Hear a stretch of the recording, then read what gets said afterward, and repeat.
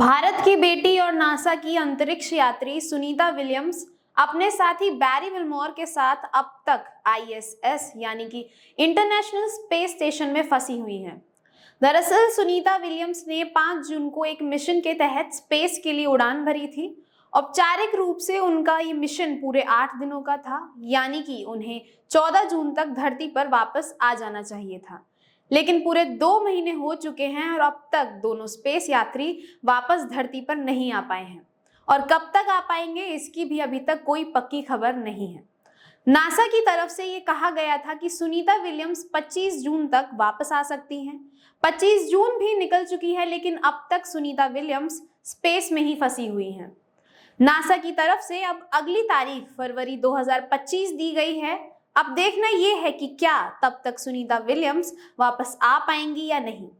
आपको बता दें कि स्पेस में रहना कोई आसान काम नहीं है। एस्ट्रोनॉट्स को काफी ट्रेनिंग के बाद वहां भेजा जाता है और उन्हें काफी चुनौतियों का सामना करना पड़ता है। जैसे कि आपको बता दें, ज्यादा समय तक रेडिएशन में रहने की वजह से एस्ट्रोनॉट्स में कैंसर का खतरा काफी बढ़ जाता है। साथ ही सौर रेडिएशन का खतरा भी मंडराने लगता है। तो वहीं माइक्रोग्रेविटी से हड्डियों व मांसपेशियों को काफी नुकसान होता है और गुरुत्वाकर्षण न होने की वजह से भी चेहरे पर सूजन रहने लगती है। शारीरिक के साथ साथ मानसिक तौर पर भी काफी प्रभाव पड़ते हैं।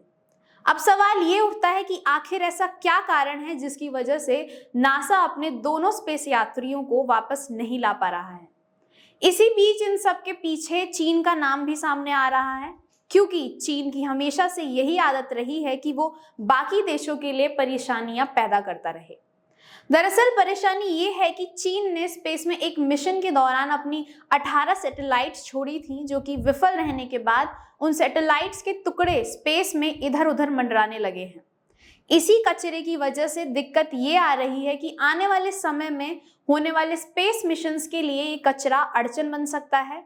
साथ ही बाकी सैटेलाइट्स और स्पेस स्टेशन पर भी इस कचरे के कारण नुकसान देखने को मिल सकते हैं। अगर जाना जाए तो ये टुकड़े करीब 300 से अधिक मात्रा में स्पेस में मौजूद हैं, जो कि आने वाले समय में काफी परेशानियां दे सकते हैं। अब सवाल ये भी उठ रहा है कि क्या इन्हीं टुकड़ों की वजह से सुनीता विलियम्स को वापस लाने में देर हो रही है या फिर इसके पीछे कोई और वजह है। अब आपको बता देते हैं कि स्पेस में फंसे दोनों अंतरिक्ष यात्रियों की सेहत में काफी गिरावट आ चुकी है।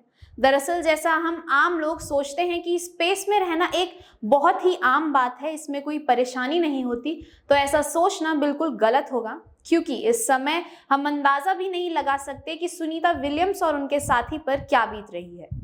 सूत्रों से पता चला है कि दोनों की तबीयत में काफी कमी देखने को मिली है, और अगर ऐसा ही चलता रहा, उन्हें वापस लाने की तारीख इसी तरह बढ़ती रही, तो शायद उनकी आंखों की रोशनी भी जा सकती है और बोन डेंसिटी में भी गिरावट हो सकती है।